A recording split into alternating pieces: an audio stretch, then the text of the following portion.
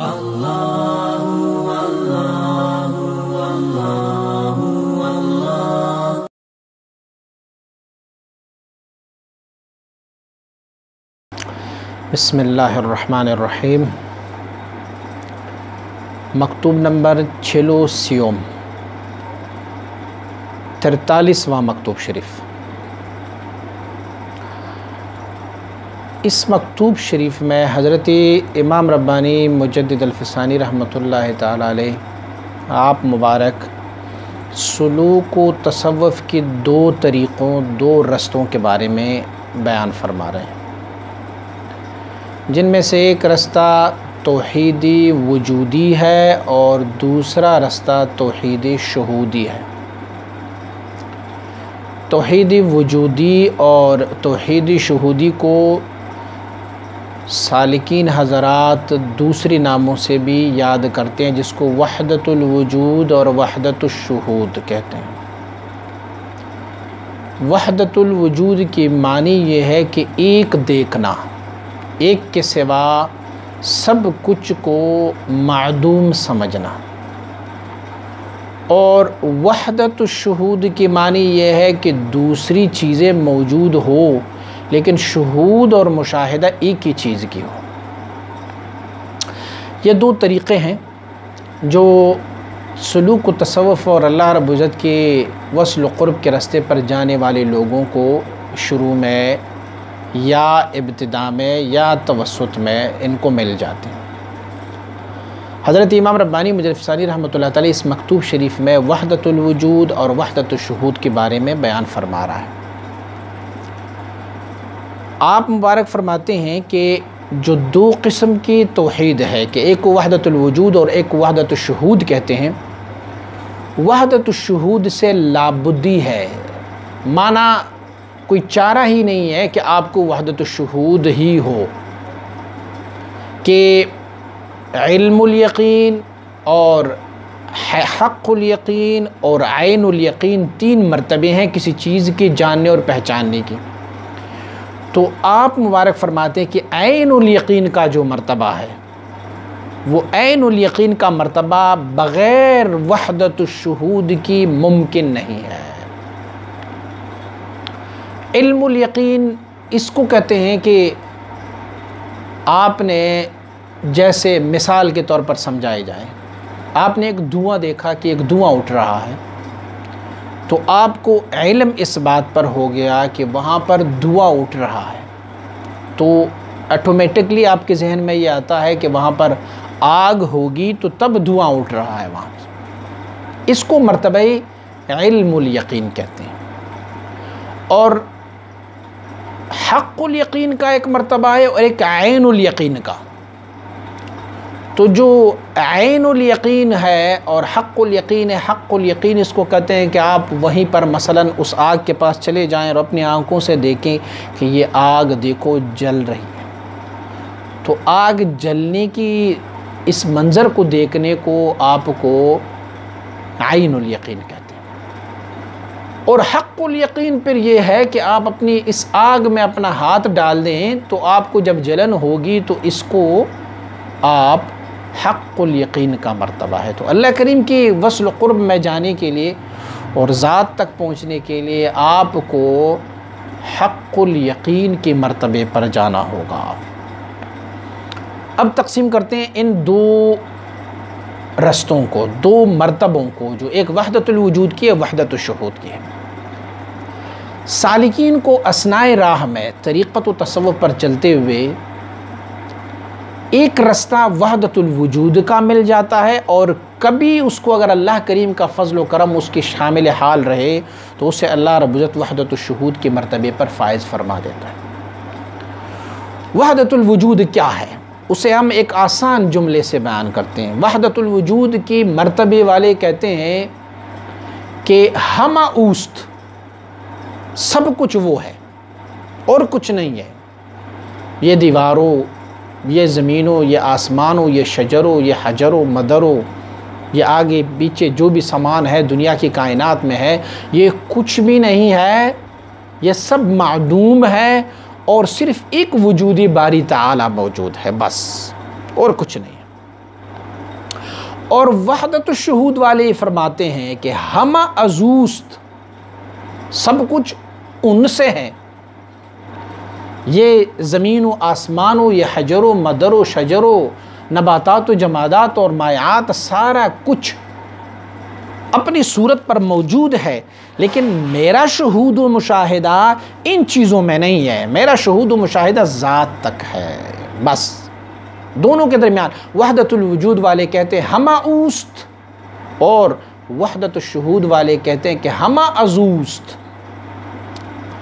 اب اگر کوئی ان اشیاء کا انکار کر دے، وہ کہے دیوار ہے ہی نہیں، وہ کہے یہ درخت ہے ہی نہیں، یہ زمین نہیں ہے، یہ آسمان نہیں، یہ ان چیزوں کی حقیقت سے انکار ہے،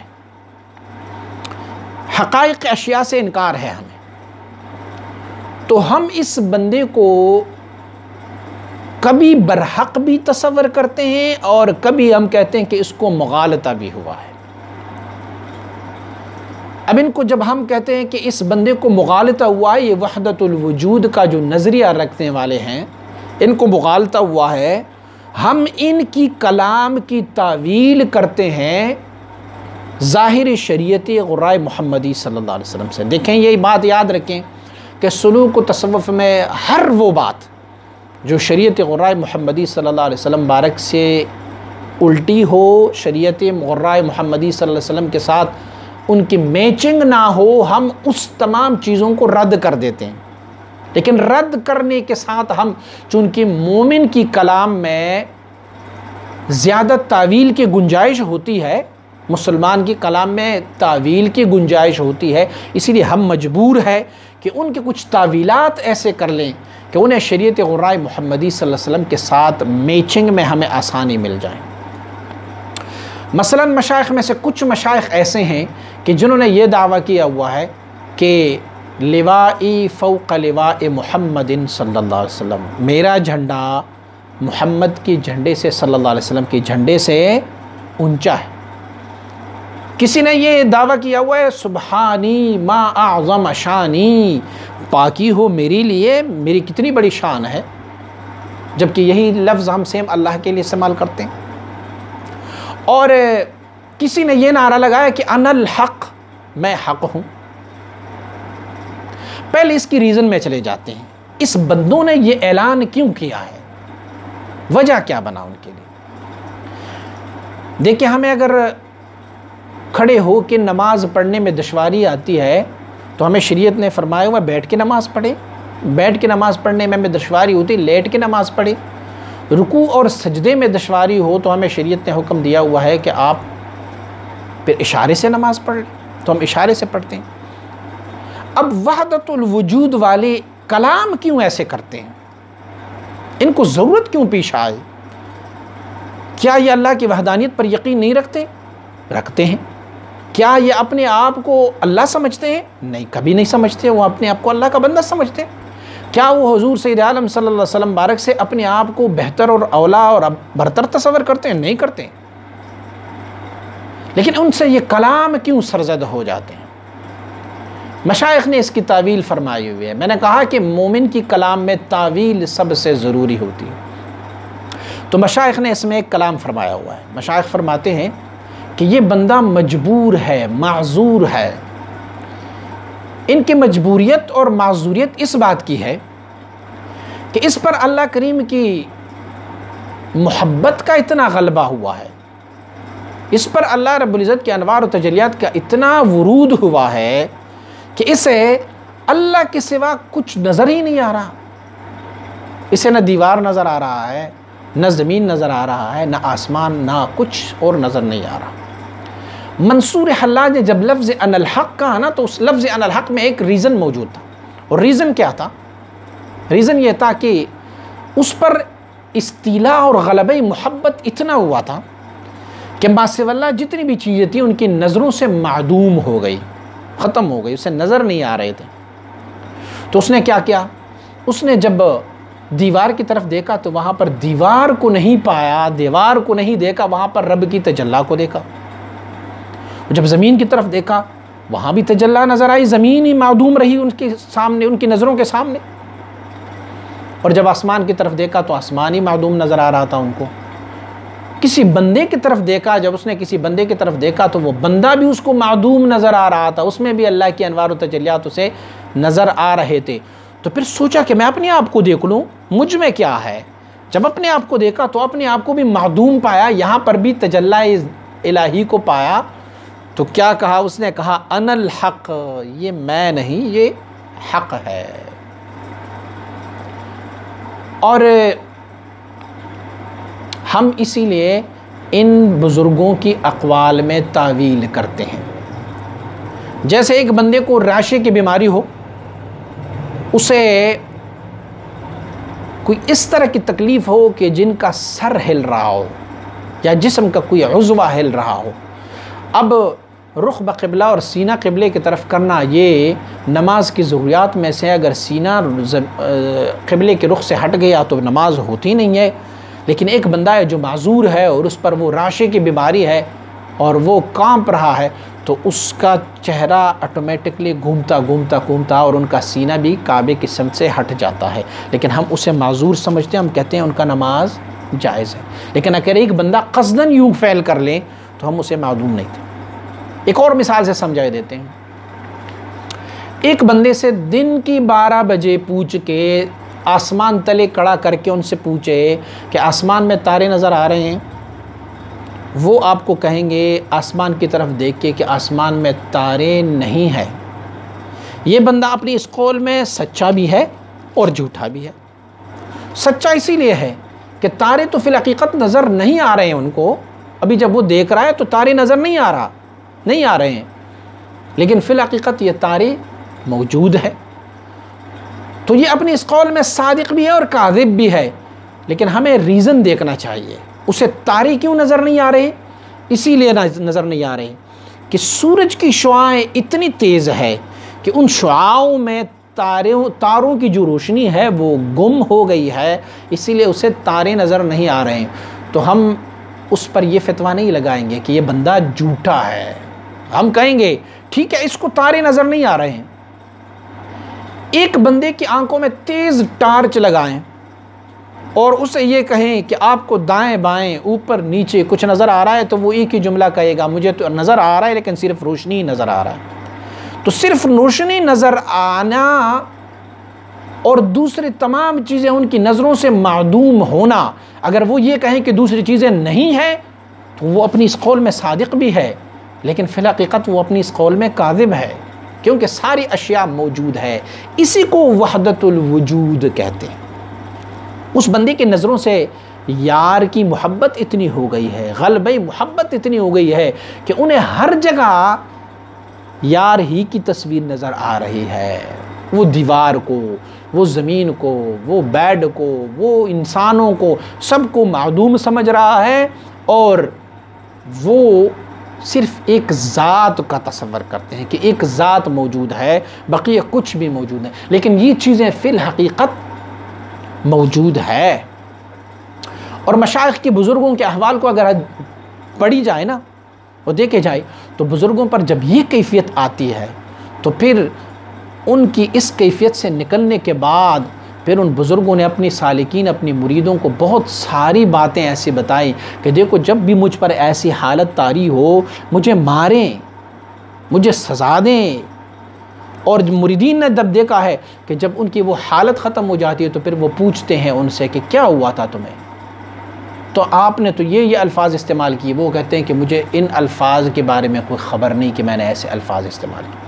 حضور امام ربانی مجدد ثانی رحمۃ اللہ تعالی فرماتے، میں، میرے والد گرامی اور میرے مرشد گرامی حضرت باقی باللہ رحمہ اللہ تعالی علیہ، ہم شروع میں ابتداء میں وحدت الوجود کا مشرب رکھتے ہوتے تھے، لیکن اللہ کریم نے کرم فرمایا اور رب کائنات نے ہمیں اس تنگ گلی سے ایک شاہراہ پر جو وحدت الشہود کی شاہراہ ہے اس پر ہمیں ڈالا. اب آتے ہیں وحدت الشہود کے بارے میں. وحدت الشہود والے کیا کہتے ہیں؟ وحدت الشہود والے کہتے ہیں ساری اشیاء اپنی جگہ پر موجود ہیں. یہ دیوار بھی ہے، پیلر بھی ہے، ماں باپ، بہن بھائی، بیٹا بیوی، بچے، سارا کچھ کائنات سارے کا سارا موجود ہے، لیکن ہمیں ان سے سروکار نہیں ہے. ہمیں वहदत शुहूद इन सब में से एक को देखना है जो ज़ात बारी ताला है। मेरे और मेरे रब के दरमियान अगर मेरे बाल बच्चे, मेरा औलाद, मेरे कारोबार, मेरी ज़िंदगी ये सब हाइल हो तो मैं उन सब को महवा करने की कोशिश करूँगा। और वो महवा जो है वो नज़री जो सामने देखने वाला, दिखाई देने वाला है, वो महवा नहीं होगा, बल्कि वो अपनी बातिन से, अपनी क़ल्ब से इन सारी चीज़ों को महवा करता जाएगा और एक की शुहूद और मुशाहिदे की तरफ जाता रहेगा। कोई ये सवाल पूछ सकता है कि आप लोग बार बार कहते हैं कि शुहूद व मुशाहिदा होगा और मारिफत होगा और क़ुर्ब इलाही होगा, तो शुहूद व मुशाहिदा वो मुशाहिदे रूही होगा और क़ुर्ब रूही होगा अजसाम की, और हमारी जिस्म और बदन की क़ुर्ब इस मबहस से खारिज है, ये इस बहस में है ही नहीं। तो वहदत शुहूद वाले कहते हैं कि सारी चीज़ें अपनी जगह पर मौजूद हैं, लेकिन हमें सिर्फ ज़ाती इलाही परवरदिगार आलम की शुहूद व मुशाहिदा चाहिए। जैसे सिलसिला आलिया नक्शबंदिया के बुज़ुर्गों ने एक और तरतीब भी दिया। आप फरमाते खिलवत दर अंजुमन, सारे अंजुमन में बैठे हुए हैं, लोगों में बैठे हुए हैं, लेकिन सारों के दरमियान बैठने के बावजूद भी वो ऐसे हैं जैसे खिलवत में बैठा हो, जैसे अकेले, उनका दिल रब के साथ लगा हो। अफराद तो मौजूद है, लोग मौजूद है, लेकिन लोगों की मौजूदियत के बावजूद भी वह ऐसे तसव्वुर करता है कि जैसे ये कुछ नहीं है, मेरे सामने कोई मौजूदियत नहीं है और सिर्फ मुझे जो है वो ज़ात मौजूद है। तो ये दो बड़े तरीक़े और रस्ते हैं कि जिसको एक को वहदतुल वजूद कहते हैं और एक को वहदत शुहूद कहते हैं। वहदतुल वजूद में सबसे बड़ा मर्तबा जिस बंदे को मिला है वो हज़रत इब्न अरबी रहमतुल्लाह। इब्न अरबी रहमतुल्लाह ताला को सालार और सैयदो सरदार कहा जाता है वहदतुल वजूद वालों के। हुज़ूर बायज़ीद बुस्तामी रहमतुल्लाह अल बारी आपका भी एक मर्तबा शुरू में वहदतुल वजूद का रहा है और हज़रत बाक़ी बिल्लाह रहमहुल्लाह का भी, और इसी तरह हज़रत इमाम रब्बानी मुजल्लफ़सानी रहमतुल्लाह तआला और इमाम रब्बानी रहमतुल्लाह तआला के वालिद मुबारक का भी शुरू में मर्तबा वहदतुल वजूद का रहा। लेकिन आप फरमाते हैं कि अल्लाह करीम ने हम पर करम फरमाया और रब कायनात ने हमें इस तंग गली से एक शाहराह पर चलाया जो शाहराह वहदतुश शुहूद का शाहराह है।